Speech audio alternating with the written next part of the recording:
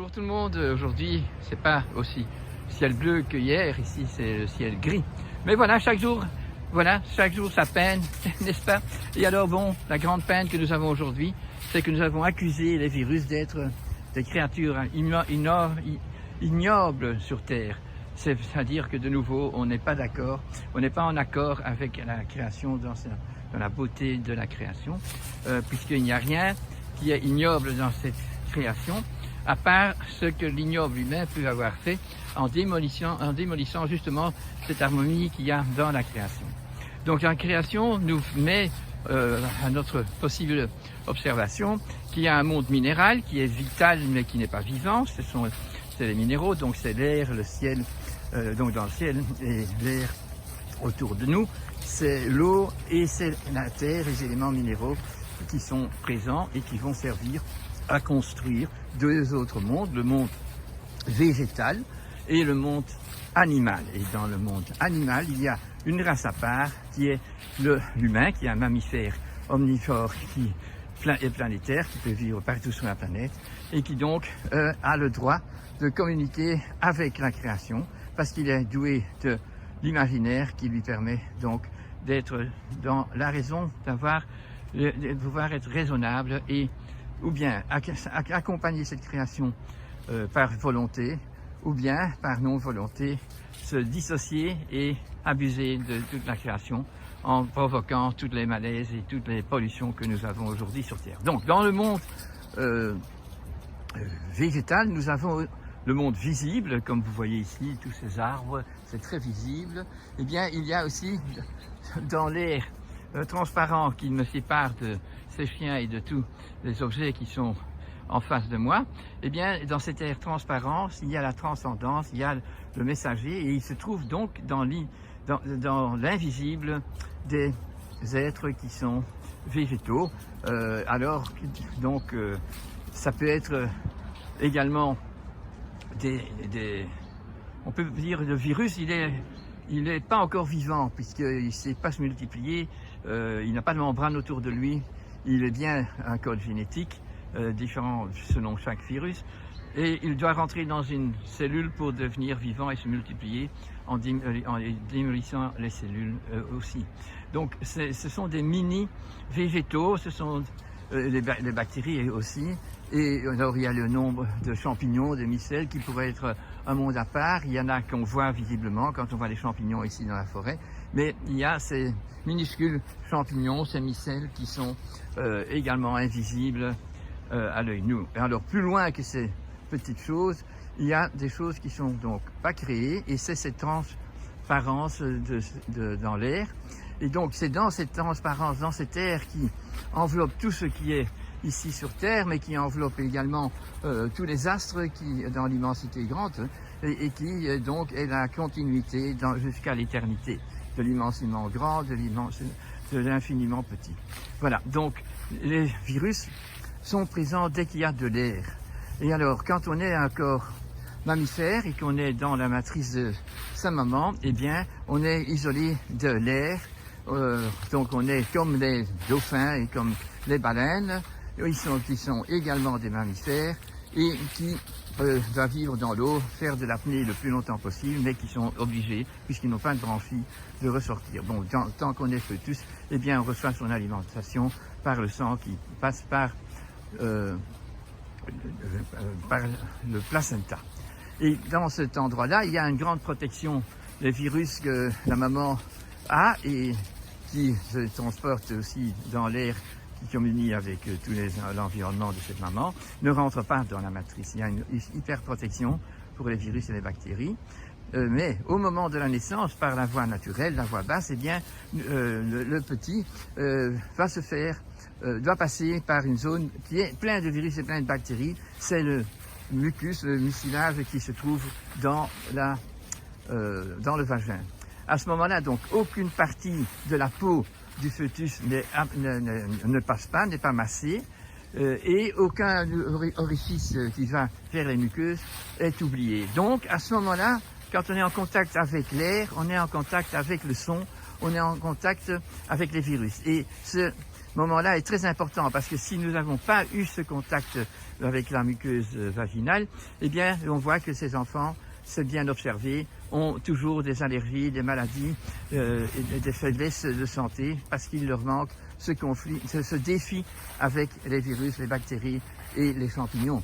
Et donc, il est bien connu maintenant que si on est né par voie césarienne, eh bien qu'il est bien important de masser l'enfant partout avec la muqueuse, donc le mucilage qui se trouve dans le vagin pour réveiller ce défi immunitaire. Donc l'immunité commence là et c'est donc le contact avec l'air, le contact avec les microbes, les contacts avec le virus qui se font alors et qui entretiennent la santé du nouveau-né.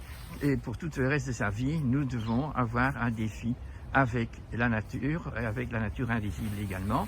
Si nous sommes dans le stérile, eh bien, nous n'allons pas avoir la capacité de fonctionner physiologiquement convenablement et notre système immunitaire également sera déficitaire et nous aurons donc tout plein de maladies. J'ai fini de dire que le virus est le méchant. Sachons que le virus qui me touche et qui va me rendre malade répond à son rôle inné qui est de faire une grippe ou de faire les oreillons ou de faire la rougeole. Mais toutes ces maladies sont donc nécessaires pour retrouver l'immunité perdue parce qu'il ne va toucher que ceux qui ont besoin de ce virus, de cette bactérie pour éveiller leur physiologie qui est abasourdie et qui est en déficit et également éveiller l'immunité par des réactions physiologiques comme la fièvre et la formation de toutes les cellules qui forment les anticorps et ainsi de suite. Donc n'ayons plus une attitude d'exterminateur de quelles que soient les choses sur Terre. Nous ne pouvons pas exterminer de toute façon ce monde de l'infiniment petit. Arrêtons donc d'être des exterminateurs des dangers pour le monde en exterminant des choses qui doivent être présentes. Mais soyons le contraire, amoureux de la vie et de la nature, faisons les choses convenablement, nourrissons-nous bien, faisons une culture agricole saine avec des élevages et pas des conditionnements catastrophiques dans lesquels on fait ces exploitations. C'est incroyable si on ne voit pas ça. Il est donc urgent de comprendre que si nous avons des pandémies ou des pollutions qui massacrent le monde et si nous mettons des satellites pour notre 5G et pour tout le reste qui ne sont pas nécessaires pour l'harmonie, eh bien nous devons payer les conséquences et donc augmenter encore plus notre défense contre des choses qu'on ne sait pas empêcher, parce que toutes ces ondes, je ne sais pas les empêcher, et toute la pollution qui est dans l'air et dans l'eau, et tout le plastique qu'on met partout, je ne sais pas l'empêcher, et donc je dois encore augmenter ma condition humaine dans la résistance physiologique en cajolant de bonnes choses mon corps, le corps de tous ceux que je rencontre également, en mettant les animaux et les plantes dans un monde beaucoup plus harmonieux et beaucoup plus proche et beaucoup plus semblable à ce que la création a voulu mettre sur Terre et a permis à l'homme de travailler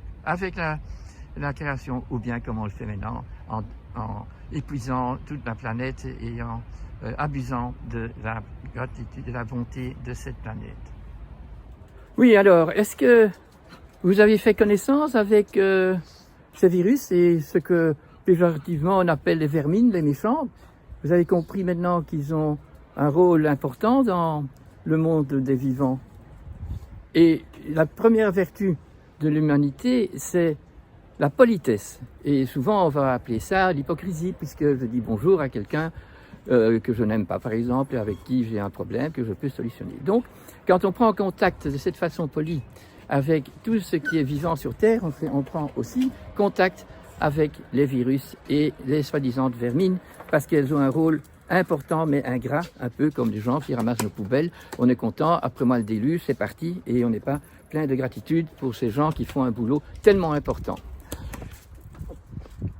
Donc, on se pose la question, on a compris que les virus sont nécessaires, et donc qu'on ne sait rien faire contre eux, puisqu'ils sont dans la transcendance, dans la transparence de l'air, et qui sont toujours dans l'air, mais qu'on ne les voit pas, et qui sont en train de jouer aux cartes peut-être, mais qui sont ou en dormance, et ils vont s'éveiller pour des raisons. Alors, si on veut comprendre pourquoi cette pandémie? Eh bien, on doit essayer d'interroger les gens par une bonne anamnèse, ceux qui ont le Covid, et on peut donc apprendre que c'est peut-être ceux qui attrapent ça avec grande difficulté, avec, je veux dire, avec des suites fâcheuses, et on va peut-être savoir que ce sont des gens qui mangent pas tout à fait bien, ce sont des gens qui sont dans une psychosomatique qui est mauvaise, puisqu'ils sont malheureux, parce qu'ils sont heureux, ils ont peur, et donc tout ça diminue la formation de leur immunité, et certains virus vont donc pas profiter de cette occasion, mais devoir répondre à leur devoir de naissance, c'est de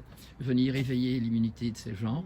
Et bien sûr, comme vous comprenez que nous avons également que la psychosomatique peut jouer un grand rôle, mais au niveau du quotidien, le mal manger est quelque chose de causal, et que nous ne savons plus aujourd'hui ce qu'est, je veux dire, bien manger.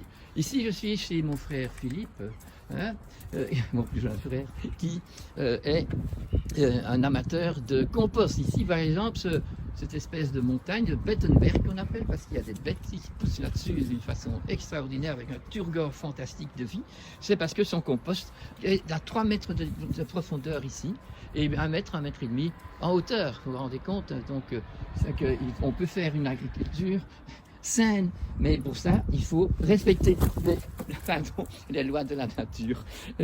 J'espère que j'ai ouvert votre envie de comprendre les virus et de comprendre le pourquoi certaines personnes attrapent le virus. Et si c'est pandémique, c'est que c'est une grande population qui vit en dehors de ces pompes, qui ne vit pas comme il faut. Merci. Donc, comme convenu, on essaye de rester dans la politesse et de prendre contact et de chercher le dialogue avec ceux qu'en principe on n'aime pas et qu'on trouve dangereux et dont on a peur, afin de faire ce contact.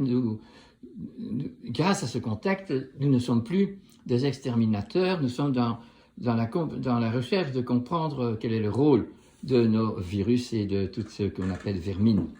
Alors, c'est bien, comme je viens de le dire, c'est qu'il faut comprendre qu'envers le virus, on ne sait rien faire. D'ailleurs, si on fait quelque chose contre le virus, par les vaccins et autre chose, ben ce virus, lui, il n'a aucun problème dans son tableau génétique de muter et donc de devenir résistant à l'attaque qu'on lui a faite. Et donc, celui qui a reçu tous ces produits pétrochimiques d'une façon parentérale ou d'une façon non biologique, eh bien, il va être plus chargé de maladies chroniques et de manque de vigueur immunitaire et de vigueur physiologique pour évacuer les toxines qu'il accumule de plus en plus. Voilà ce que je marque sur mon petit guide pratique pour une alimentation saine et de bon sens. Tous les êtres vivants puisent leurs ressources vitales jour après jour dans leurs aliments si ceux-ci restent animés et donc vivants. Le mauvais traitement de l'alimentation naturelle et originelle, qui est vitale et vivante, par les multiples manipulations de stérilisation moderne et de plastification en vue d'une conservation adaptée au marketing, est une source fascinante de nouvelles maladies qui dénaturent toujours le consommateur qui donc est ignorant ou innocent. C'est une privation de santé incontournable pour tous les êtres vivants de notre planète. Dénaturer, cloner, irradier, floconner, stériliser par UHT les aliments, les mettre sous vide, en plastique, dans l'aluminium, et le condamner à assurer chez le consommateur une dégénérescence certaine. L'aliment original bien cultivé ou élevé ne peut à aucun prix perdre sa signature biologique, cette dynamique vitale, mais se retrouve métamorphosé par l'artisan qui sait comment marier ses aliments à son fourneau. Les scientifiques et les professionnels qui participent à cette stérilisation et à ce marketing ont donc abandonné le bon sens commun, donc l'évidence ou la sagesse humano-divine. Et quand vous préparez un repas, donc il y a un mélange, en dehors du repas vous mangez des éléments crus, que ce soit végétaux ou qu'ils soient donc végétaux en fruits ou en légumes, mais quand on fait un mélange, c'est donc l'artiste qui est à son fourneau et qui sait dans quelle casserole et dans quel mariage il va faire. Ce qui doit rester sûr dans le résultat de son travail d'artisan dans sa cuisine, c'est que la fraîcheur doit être certifiée, qu'il y ait des variations, qu'il y ait l'activité biologique qui est restée, la dynamique éthérique est restée, la dynamique astrale est restée, que ça reste donc vivant, que ce n'est jamais processé, et qu'il y a dans l'équilibre, qu'il y a des choses de saison et de terroir qui sont présentes dedans. Merci. À quoi bien réfléchir.